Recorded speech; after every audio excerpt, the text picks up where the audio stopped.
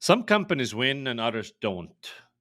Do you have a working theory about why some companies are winning? Like, what's the secret ingredient, if you will? Yeah, I think there's a couple things in that question. One is, there's table stakes that we all have to have. We have to have good products. We have to solve real business problems. So there's almost, if you don't clear those hurdles, you have no chance of winning, right? If you're not coming to the table with having all those boxes checked. So really, the question is more about how do you set yourself apart? How do you gain an advantage over time? And Mhm. particularly from a marketing perspective, it's all the same. It's a sea of sameness, right? Like we don't have technology differentiation. If we think we have a great feature, somebody will copy it in a short period of time. We're using the same channels. We're using the same data. Most of us are using the same vendors, and we're using the same strategies, right? So, how much advantage can be gained by being a little bit better than your competitors in all the same things, right? And it's hard to create a significant advantage in those areas. So, one of the areas that I've seen works really well is focusing on talent, creating a really high performing team, but then also not just hiring them, but also creating an operating model that allows them to realize their full potential, right? So we're going to war with the same weapons, but my team's much better trained and much better performing and operating in the environment. Well, let's unpack some of those things. So let's start with talent. So how do we define talent, and then how do we get more of it? Yeah. So the way I think about it is, in most cases, we're going to hire role related knowledge, right? Do they have the experience and skills to do the job we're hiring them for? We're all going to do that, and we're going to hire the best experience we can for the roles and compensation package that we have in place, right? So once again, that's table stakes. So what are the intangibles that you can hire for above that really make a difference? One I would argue is general cognitive ability. Basically, are they smart? Can How they do you test learn? that? What's that? How do you figure out, what their Yeah, cognitive abilities are? behavioral questions, problem solving questions, things like that. Can they identify, analyze, and recommend solutions to problems? Right? Are they critical thinkers? Um, Ask them questions about things that may not be their core area of expertise. Can they actually hypothesize or fill in the gaps on things that they may not be super knowledgeable about? Those kinds of questions really help do that. So, but just, if you hire really smart people, it gives you a lot of flexibility in terms of how you can apply those resources to meet the needs of the businesses, and can they adapt because they have that base fundamental. And then the last one, and this is a huge one for me, is this notion of leadership without authority, and that particularly in a marketing team, it's highly collaborative. It can be cross-functional. It's an environment where you really want to break down the hierarchy and the bureaucracy, and you want the talent to be able to be empowered to make decisions, to collaborate with their stakeholders, to really drive the business, right? So them coming to the table every day, thinking and acting like a leader, even though absolutely no one is reporting to them. It's not about authority. It's about your role in the organization, and that you're not a service function or an order taker, but you're actually strategically driving the business. And how do you facilitate such a culture? Is there a name to this model that one can learn, or Yeah, so I refer to it as a modern operating model. And frankly, a lot of tech companies, a lot of software companies operate in some version of this. It's never kind of been named, but if you look at the most successful companies, there's a lot of common attributes within these companies and even teams within them. I saw this a lot at Google, like Google, not across the 150,000 employees, but definitely predominantly within Google. You see these types of this operating model, this type of talent, these types of approaches, and see them work very, very effectively. And particularly if you're hiring great talent, like you want a model that untaps that talent and unlocks that talent, allows them to achieve the best possible that they can. So yeah, it's really a combination of mindsets, like an operating framework, and then a cadence are kind of the three pieces that comprise it. Well, can you tell me a little more about that? So, what does that great system or collaboration look like? So, what was it like? What did it look like at Google? How have you set it up in your current team? Yeah, exactly. For me, it's interesting, right? Having left Google and spent a couple stops in different companies, what I've found is really, if I operate my team this way, it becomes almost a shining example for the rest of the company. And people start asking, like, "Oh, you're doing those OKR things," or "I notice your team is really engaged and leaning in a lot of these discussions. What are you doing to create that? What's that culture, right?" So, um, if you think about, and mindsets are hard because they kind of tap into the nature of culture and back to, you got to hire the people that have the ability to adopt them. But really think about five of them, and I'll run through them quickly. One is just a radical focus. Clarity and simplicity is an accelerant. It really allows you to make huge progress on the things that matter most and have a huge impact. So that's a big one. Very transparent organization, and that everybody has access to information, status reports, financials, priorities, all that stuff is readily available. Uh, and one of the big ones I saw at Google was empowerment, and that the unofficial or informal org chart was basically a network diagram, and everybody has basically equal footing or equal setting at the table. It doesn't matter what your level is, what your title is. You're there at the table, you have an equal voice, and are encouraged to express that voice and bring those ideas to the table. A shift from an activity focus to an outcome orientation. So, what are the outcomes we're driving and what are the impact on the business? I don't care how much you did, I don't care how many things we counted. What really matters is, what did we change? And then the last one is a learning mindset, and that what we're doing this week and this month is going to be very different than where we are 6 months from now. And having that adaptability and willingness to learn, get better every day is critical to this approach. Uh, so, a growth mindset, is a foundation of a strong culture. So, how do you systematically create and encourage this growth mindset? Yeah, this is actually one of the harder ones, right? Some people will come to the table naturally with that mindset, which is awesome. You should look for that and hire for that. But you've got others that you have to encourage and help them develop, right? And if you have an existing culture that punishes failure or doesn't encourage risk taking, it's going to be really hard to have a growth mindset active in the culture, right? So you kind of have to start at that high level and say, this is what we care about. This is what's important to us. One of the things I did at Google, I was trying to figure out a way to make this real. So we actually created a quarterly failure report. And so what we did is we sat down at the end of each quarter and we documented three or four things that we failed at. And the reason I did that was to create an environment where we're actually celebrating failures. And obviously the big win there is, what did you learn and what are you going to do differently, right? And really connecting that too. So almost taking like this idea of failure and codifying it and putting ceremony around it really makes that statement about, we care about learning, we care about risk taking, and we're going to celebrate it along the way.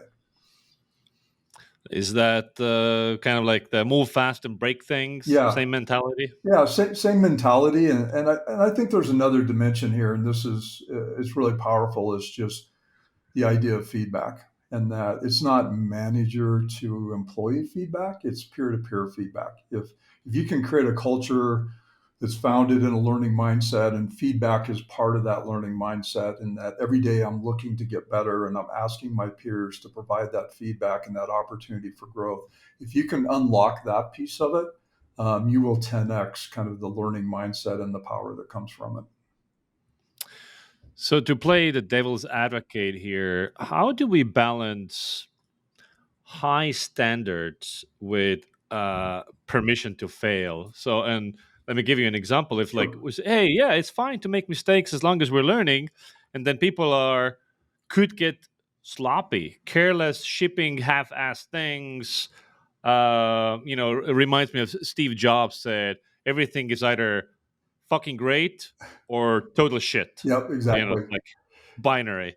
Um, and so I'm with you about celebrate learnings, and we screw it up. Okay, so what? Yep. But what if that's permission to do a shitty job? Yeah. Yeah. It's an awesome question. I think there's a really important distinction, right? Quality is never sacrificed, right? It's the quant. If you're shipping quickly, you're reducing the scope or the quantity, but the quality is always still an expectation, and it's something personally I'm very passionate about. I think sometimes as marketers we get lazy, and that we're just shipping stuff, and that we're not paying attention to the quality. And it goes back to more of that outcome mindset, and that actually the quality matters most in driving the biggest impact and the biggest outcomes. So we're actually going to do less and we're going to do it better. I love that. When we look at the company you're at, Quantive, you guys have had some very impressive growth. Some numbers I was able to find online. It's like 400% a year, 300% a year. So like pace has been very, very quick. So what do you attribute this success to? Yeah, we've been very fortunate to be to some degree in the right place at the right time, um, but it was hard earned at the same time. So a lot of the growth is just coming from organizations looking at, particularly coming out of the pandemic, um, looking at, and just I'll quote some of the things we hear from some of our prospects. I don't know what's going on in the company. I don't understand the status of these things. I don't confident the team's working on the right things. I see instances where we're working crosswise, we're not aligned, right? So what we're seeing is either senior leaders or executives within companies really looking at strategically, how do we create that alignment? How do we create the right priorities? And how do we create the agility around how we operate and the direction of the business? And whether it's the age of uncertainty around pandemics and then recessions and other things, or it's new generations of work that have different expectations. There's a lot of kind of mega trends that are really, I think, making companies set up and look and say, we actually need to operate differently. The environment's changed, the status quo is not going to get us there, and we need the tools in place. And I think ultimately it's an outcome of the digitization of work in a lot of cases, right? And that's changed the rules and expectations. And so how we strategically think about the business and how we execute those strategies is now front and center for the leadership teams. It's interesting that you did not say, "Oh, it was that ABM campaign we launched," or it was, "Oh, the SEO, we're killing it." So, where in the bigger picture, like how do we win and how do we grow? Two x year over year or whatever. Yep. How big of a role does like a I mean, there are multiple dimensions here. There's a bigger macroeconomic thing. Suddenly, there's demand for something, Yep. or like maybe COVID created something.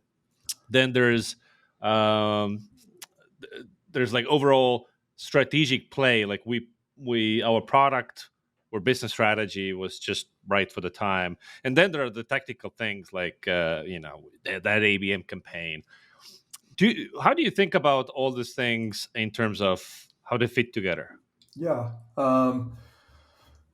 I think being in the right place with the right product at the right time is hugely important. Like timing is a big part of it, right? There's plenty of examples of companies who had the right idea and the right product, but the wrong time, right? And hate the term category creation, but in some ways, I almost like to think about it more as a movement, right? Like we see businesses changing or wanting to change and strategically thinking differently about how they go. And We just happen to have some technology that can help with that, right? So how do we take advantage of that moment in time and really ultimately create a bigger movement around that, right? Like it's Hmm. if I look back 10 years from now and we say this was a time when most businesses rethought how they operate, and the expectations that they have, and in terms of how they empower people, how fast they run, how agile they are, how strategically they're making the right choices, those types of things, then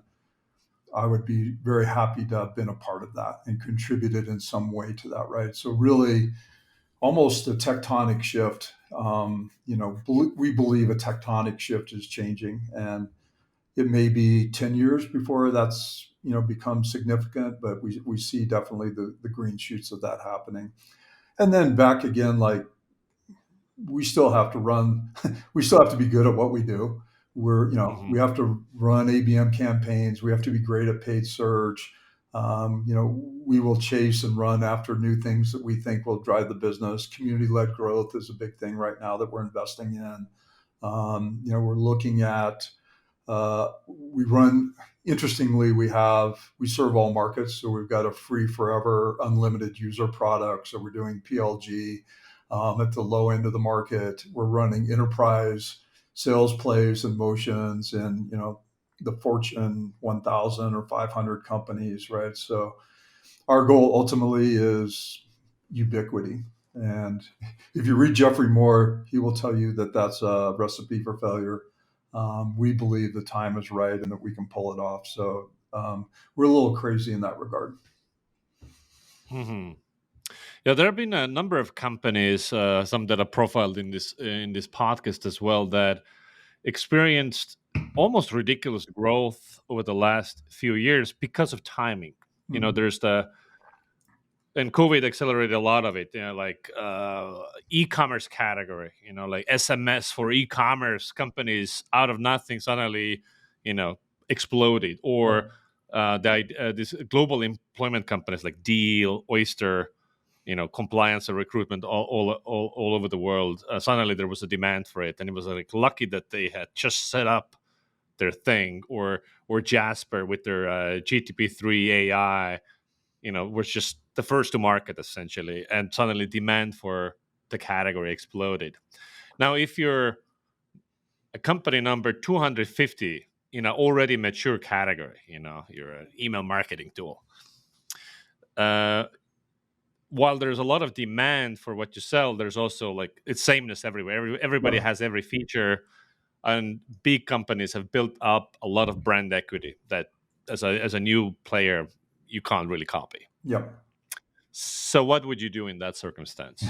Category creation, different path. Yeah. I mean, I think the answer is can you find a different place to play? And usually that's identifying a niche, right? Finding a space that's Mm, underserved, that you can build out and claim ground in. If you're successful doing that, maybe one of the big players will buy you because they see that opportunity, or you can use it as a beachhead, maybe to grow into a broader position within the market, right? But I always believe competing head to head against the market dominant players is never a way to win, right? Like you're going to be under resourced, you don't have the brand or reputation, your cost of acquisition is going to be extremely high, like the deck's stacked against you, right? So you really have to find those areas where you can be different, it's underserved, the big players don't care about it or haven't paid attention to it, and then how can you leverage that?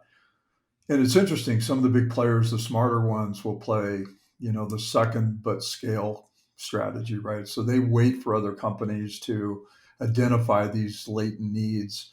They mm. look to see, is it a real thing or not? And then they will either copy or acquire that technology and roll it into their overall offering, right? So big companies are really good at that. So even if you find and stake out that ground, if it's big enough, like I said, you may get acquired or you may have a competitor coming into your space pretty quickly. You've said that you believe that in B2B, brand is now more important than ever. Can you elaborate on that? Yeah, I think it goes back to, in a lot of ways, particularly mid to bottom of the funnel, if we look at the buyer's journey, competition's ferocious, right? We're all running paid search, we're all running display, we're all running ABM, we're putting on events, we're building communities, right? We're all running the same playbooks, trying to capture as much in market demand as you can. At that point, it's a transaction, and it's based on price and features, and it's not where you want to start the relationship.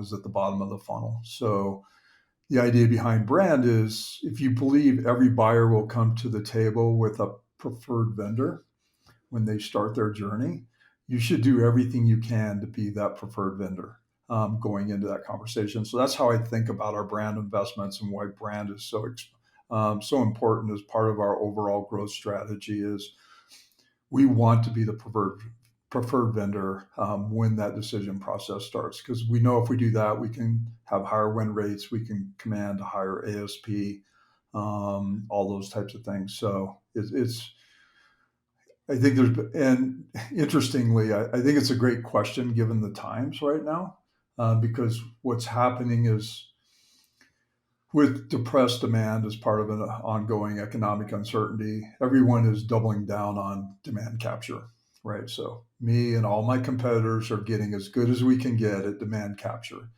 Um, some of us will have an opportunity to actually create a moat long term and invest in our brand, invest in the things that give us an advantage in 12 or 18 months when times turn around, right? So interestingly, the last 10 years, having financial resources, everybody had it. It was kind of an equal playing field. For the next 18 months, it's no longer equal. And those who can invest and build moats over the next 18 months will be the long term winners. So winning that by on brand, so meaning that buyers come in already preferring you as a preferred vendor. That means that you need to nail the mental availability game. You want to advertise broadly to all category buyers so they know about you, Yep. but also you need to win the brand preference Yes. war Yes. so they actually prefer you. So how do you do that? Yeah, you're right. It's a combination of awareness, but then it's perception and preference, right? That's where it gets hard, and it's really, and not surprising, the answer, right? It's customer advocacy, third party validation, um, helping, and this is part of our ubiquity strategy, helping people come in with low friction, free products, great support, lots of resources, because everybody's in a different maturity. And so, are we investing in those who are kind of in the early stage? And are we creating that brand preference as they mature and their needs become more sophisticated and kind of advance into more paid offerings, right? So, investing in multiple parts of that journey so that we can help create that preference at the right time.